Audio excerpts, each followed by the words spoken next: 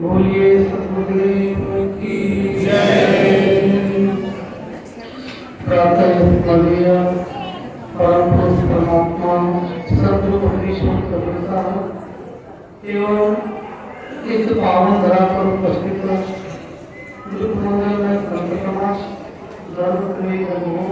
श्रद्धा भक्ति माता जी, आज का यह परम सौभाग्य का दिन है कि हम सबको यह शुभ अवसर प्रति वर्षों की बात इस वर्ष भी बसंत पंचमी के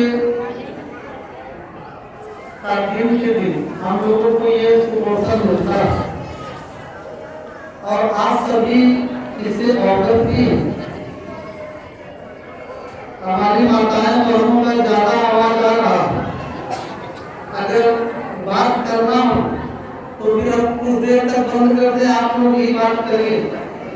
संत महापुरुष अगर बात सत्संग देते हैं तो अगर आप लोग ऐसे हल्ला करेंगे तो फिर जो भी सुनने वाले हैं उनको भी आनंद नहीं आएगा और आप लोग भी।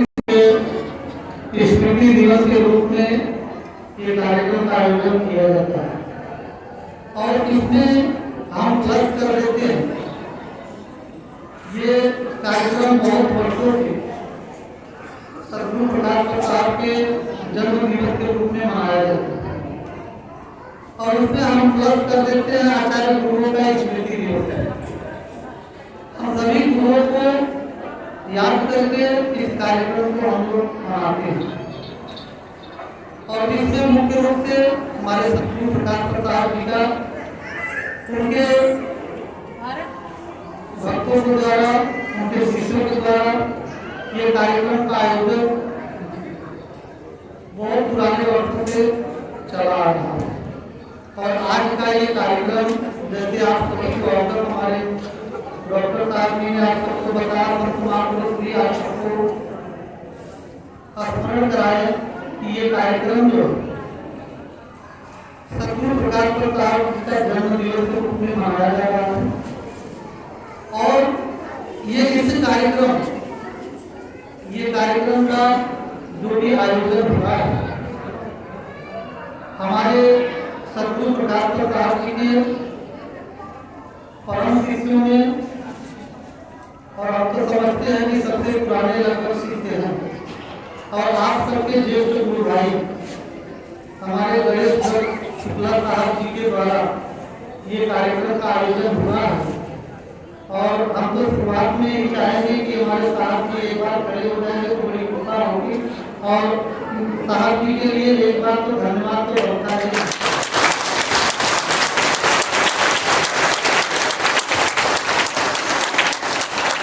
और मैं शुरुआत में ही साहब जी को और हमारे साहब जी का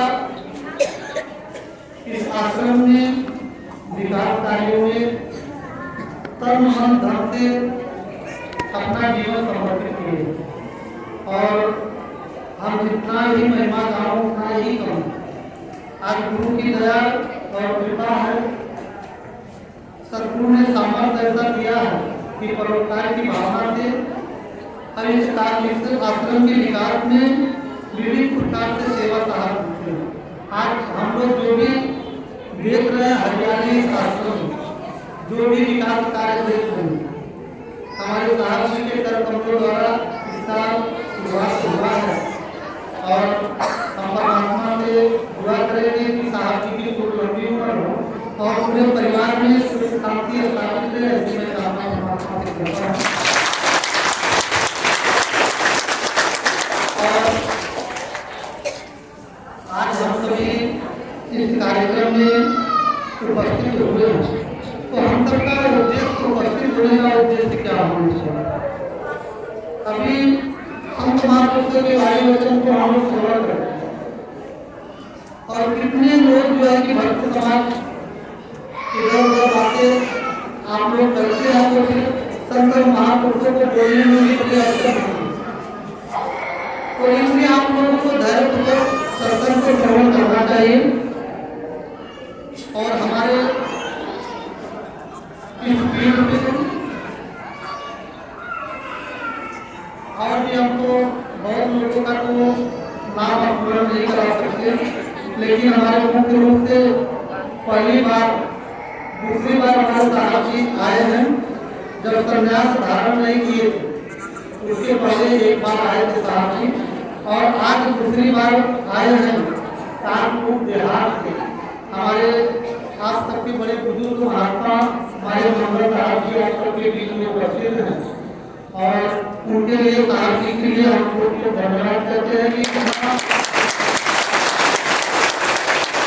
लगभग 90 के करीब से साहब जी हमारे साहब जी मंगल साहब जी साहब जी का और स्वास्थ्य ठीक न होने के कारण भी साहब अपना अमूल्य समय निकाल करके कार्यक्रम की सभा कराएं, इसलिए साहब का खूब आभार है कार्यक्रम की है साहब। और हम सभी अपने जीवन को सत्संग में हम लोग अपने जीवन को विकास करने के लिए आते हैं, अपने जीवन को परम सुख और परम शांति को उपलब्ध होने के लिए हम लोग सत्संग में हम लोग आते हैं, सत्संग में बैठते हैं और संत महापुरुषों के वाणी वचन को हम लोग किस लिए सुनते हैं? अपने जीवन को हम लोग बदलने के लिए, हमारा जीवन कैसे बदले, हमारे संस्कार कैसे बदले, हम सत्संग में ये उद्देश्य लेकर के हम लोगों को सत्संग में जाना चाहिए। और जितने भी महापुरुष के संसार में हुए हैं सभी मनुष्य को परम शांति का ही मार्ग दिखा। हम सबको परम शांति मिलेगा कैसे? अभी तो देखिए हम लोग ऐसे आप लोग बड़े धैर्यपूर्वक अगर सुनेंगे तो हमको ऐसे ऐसी भी मंत्र बताते हैं कि जो चाहेंगे वो आपके जीवन में मिल सकता है। धन दौलत मकान दुकान रुपया पैसा जो भी चाहेंगे आपको मिल सकता है, लेकिन आप लोग धैर्यपूर्वक जब हमारे मंत्रों को सुनेंगे तभी आप लोग जो है कि जो भी धन चाहेंगे, लक्ष्मी रुपया पैसा सोना चांदी जो भी चाहेंगे वो भी आप सबके जीवन में मिल सकता है। देखिए आवाज कम हो रही है, आवाज कम हो, धन की बात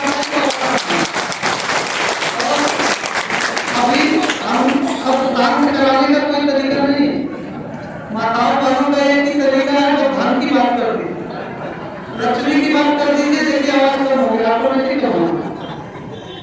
अभी आप लोगों को मुक्ति की बात, आत्मा की बात, परमात्मा की बात, जीवन के कल्याण की बात अगर चर्चा हो तो आप लोग साइलेंट नहीं होंगे, आप लोग मौन नहीं रखते, लेकिन जैसे ही धन की बात आ जाती है, देखिए धीरे धीरे मैं देख रहा था दो चार बात कर रहे थे, लेकिन जैसे मैं बोलने लगा तो धीरे धीरे वो बना को जो है कि हाथ उनका पकड़ ही है, हाथ हो गया, धन की बात हो गई। तो धन हमें कैसे मिले, हमारे जीवन में सुख शांति कैसे स्थापित हो, यही तो संत महापुरुष जीवन की कला सिखाते हैं। और लेकिन आप लोग सत्संग में भी आपके अगर पूर्ण नहीं करेंगे तो ये आप सबका ये परम दुर्भाग्य है। हमारा यही निवेदन आग्रह है कि हम तो हजारों घरों में जाते हैं और सभी परिवार में परिवर्तन आना शुरू होगा तो मुझे बड़ी खुशी मिलती है, बड़ी प्रसन्नता मिलती है कि अपने जीवन में लोग चेंजिंग ला रहे हैं, अपने संस्कारों में बदलाव ला रहे हैं। क्योंकि हम लोग जब दीक्षा लेते हैं तो दीक्षा के समय हमारे संत महापुरुष क्या समझाते हैं आप लोगों को? दीक्षा लेने का उद्देश्य हमारा हैं कि क्या हीरा माला लेकर के बस आ करके हम पूरी सब्जी ये खा करके प्रसाद पा करके चले गए? क्या केवल हमारे जीवन का यही उद्देश्य दिशा लेने का होना चाहिए? हम अगर गुरु के शरण में आते हैं, एक जन्म हम सबको मिलता है, किसी कृपा से मिलता है, माता और पिता के, ये हम सबको शरीर मिलता है। लेकिन गुरु के शरण में हम जाते हैं तो हमारे आत्मा का जन्म होता है, हमारे जीव आत्मा का जन्म होता है, हमारे संस्कारों का उदय होता है। लेकिन आज भी हम लोग अपने जीवन में हम लोग जो है कि परिवार में हम लोग भक्ति को धारण कर लेते हैं, लेकिन हम अपने बच्चों को, अपने बेटियों को, अपने लोगों को हम लोग मोटिवेट नहीं कर पाते। ये हम सबकी कमजोरियां कि हम लोग संस्कारों से अगर जुड़े हैं, हम लोग दीक्षा से जुड़े हैं, तो क्या हम अपने दीक्षा का जो नियम है क्या हम अपने जीवन में फॉलो कर रहे हैं? ये सबसे बड़ी बात है। हम सबको इस पर चिंतन और मनन करना चाहिए, इस पर विवेक करना चाहिए। और हम हर सत्संग में आप सबसे आग्रह करते हैं, निवेदन करते हैं, प्रार्थना करते हैं कि आप लोग परिवार में अपने घर को ही आश्रम बनाने की आवश्यकता है। जब तक अपने घर को आश्रम नहीं बनाएंगे तब तक आपके जीवन में सुख और शांति स्थापित नहीं हो सकता। इसलिए हम सबको आत्म साक्षात्कार करने के लिए हम सबको क्या करने की जरूरत है? क्या किसी मंत्रों के द्वारा हमारे आत्म साक्षात्कार हो सकता है?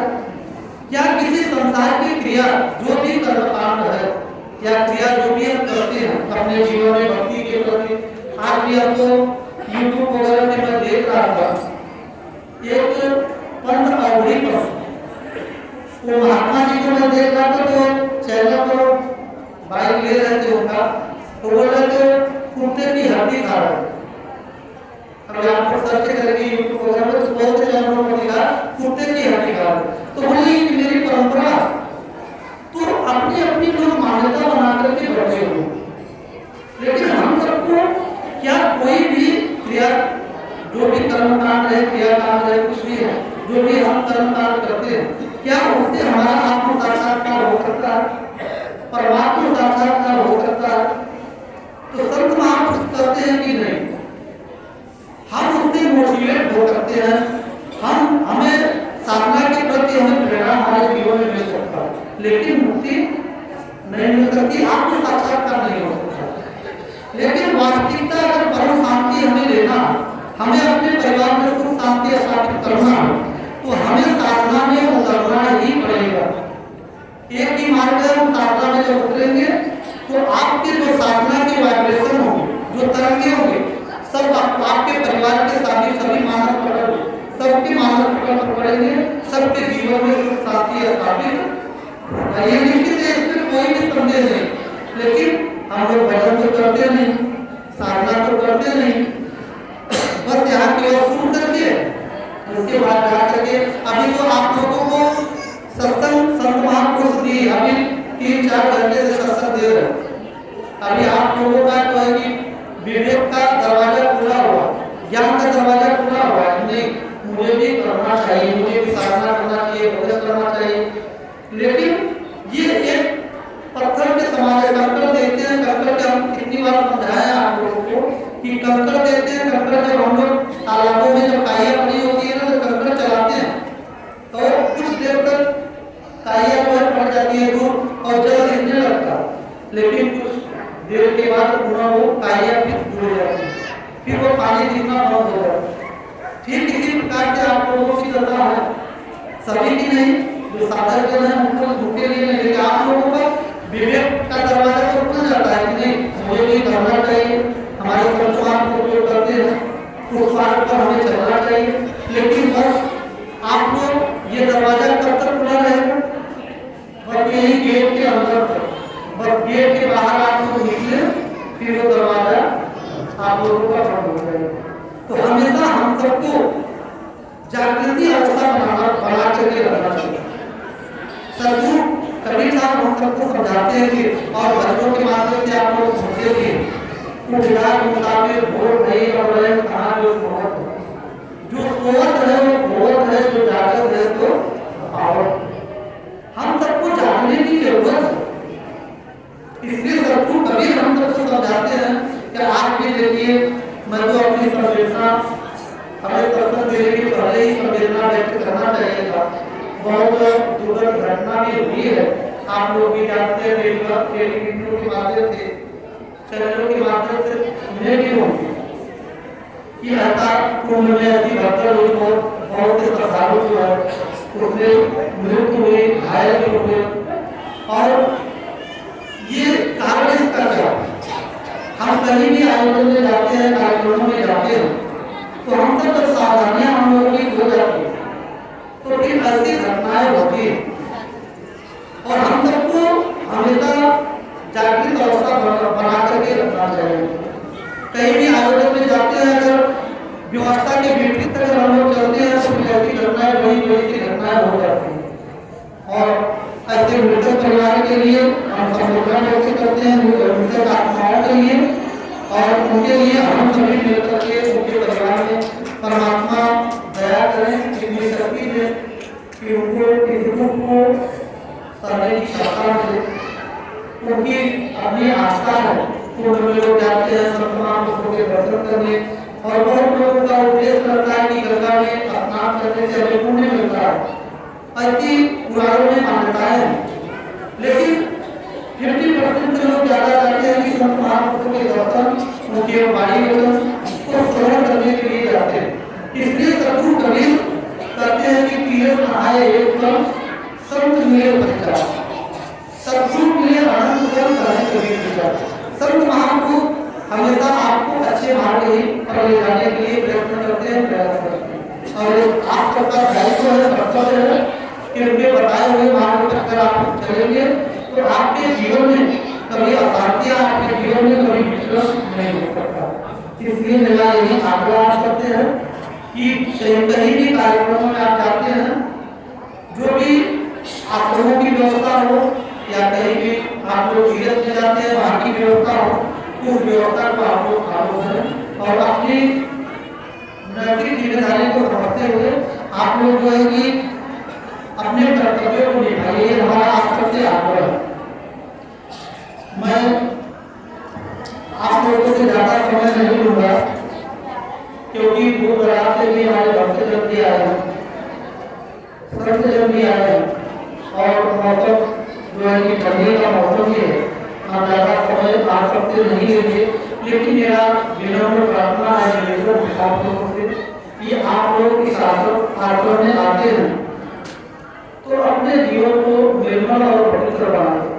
जब तक अपने जीवन को निर्मल और पवित्र नहीं बनाएंगे, मन पर जब तक विजय प्राप्त नहीं करें, जब तक इंद्रियों पर विजय प्राप्त नहीं करें, तब तक आप सबके जीवन में सुख और शांति स्थापित नहीं हो सकता। एक बार आप लोग प्रेम से जय बोल करेंगे, कुछ लोग बातें करें तो शांति हो जाएगी। बोलिए सदगुरुदेव की जय।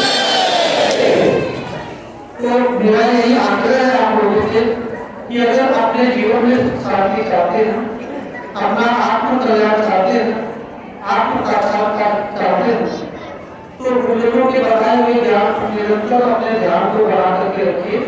और यही मेरा आग्रह है कि आप लोग आश्रम में आते हैं, जिस भाव से आश्रम में आते हैं, अभी तमाम ऐसे परिवार भी मैं देखा, धीरे धीरे गुरुजनों की कृपा से सबकी रेखा पढ़ने की सब आप सब जानते हैं, और परिवार में भले जो है कि हम कितने परिवारों को मैंने बोल दिया कि आप लोगों को जो है प्रथम के कार्यक्रम में आना, हमारे पूजा साहब की भंडारे का कार्यक्रम ये कर रहे हैं, तो आप लोग इसमें उपस्थित होंगे तो बहुत आनंद है। तो कितने परिवारों में जो आपस में प्रेम नहीं रहा, लेकिन तब भी हमारे फोन करने पर सब परिवार आए। लेकिन अब बताइए कितना बनावटी हमने देखा कि परिवार में जो है कि 2-4 दिन में ही लड़ाई झगड़े हुआ। तो भैया आई मुझे मेरे काम में बोली कि साहब जी दादी से मम्मी से बहुत लड़ाइयाँ हुई, और परसों ही लड़ाइयाँ, 2 दिन पहले ही कुछ लड़ाइयाँ हुई। अभी आपका फोन जो है कि 2 दिन पहले गया था, तो फिर सब लोग योजना बनाया अगर नहीं जाएंगे तो साहब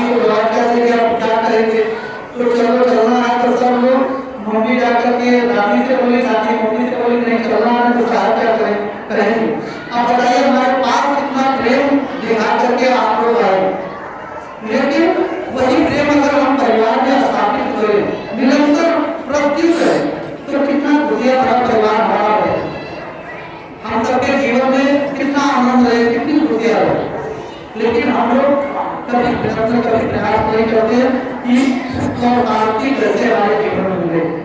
हमको निवेदन करेंगे आप सबसे कि लड़ाई झगड़े होते तो किससे होते, सासू से होता है, बहू से होता है। तो हम तो ये कहते हैं कि ये दोनों रिश्ते समाप्त करने की जरूरत है। माँ और बेटी में कभी लड़ाइयाँ नहीं होती, ये होती है झगड़े होते हैं, माँ और बेटी में जल्दी झगड़े नहीं होते, और सास और बहू में झगड़े होते हैं। हमारा आपको यही लगता है आप लोगों को कि वह हर सासू को माँ बनने की जरूरत है, हर बहू को बेटी बनने की जरूरत है। अगर सासू माँ बन जाएंगी और बहू को एक बेटी बन जाएगी तो माँ बेटी की कभी लड़ाइयाँ होगा ही नहीं। इसलिए जो है कि देखिए माताओं बहनों को तो ताली बजाना चाहिए, और अभी हम करते हैं ताली बजाने के लिए करते हैं कि नहीं झगड़े करने के लिए बोलिए तो ताली बजाना शुरू होगा। तो इसलिए मेरा आप सबसे आग्रह निवेदन है कि अपने जीवन को सुख शांति से सुख शांति अपने परिवार में बनाइए, अपने जीवन में प्रेम में आप सबका जीवन हो। और यही मेरा आग्रह आप सबसे है अपना आत्म साक्षात्कार करने के लिए निरंतर आपको कुछ समय निकाल करके आप लोग साधन करने की आप सबको जरूरत है, साधना में उतरने की जरूरत है। कुछ 10 मिनट 15 मिनट आधे घंटे एकांत आप करिए, जो गुरु के बताए हुए जो ज्ञान है उस ज्ञान पर अपने ध्यान को निरंतर परमात्मा को प्राप्त करने के लिए निरंतर आप लोगों को जो भी समझ निकले तो अपने जीवन में परमात्मा से जो कनेक्टिविटी जोड़ने की आप सबको जरूरत है, और तभी आप सबके जीवन में परम शांति मिलेगी। और हम सब मिल करके इस सुंदर समाज की स्थापना हम लोग करें। हम सबका दायित्व है, कर्तव्य है, हम सबका धर्म है। धर्म क्या, धर्म का मतलब होता है तो भाव, धर्म का मतलब होता है कर्तव्य, मातृ धर्म, पितृ धर्म, पत्नी धर्म, पति धर्म, पुत्र धर्म, अपने अपने धर्मों को हम सबको निभाना। धर्म क्या है, धर्म हमारा कर्तव्य है। इसलिए हम सबको अपने धर्म को बना करके रखना है, अपने कर्तव्य अपने दायित्व को हम सबको ऐसे जुलाई का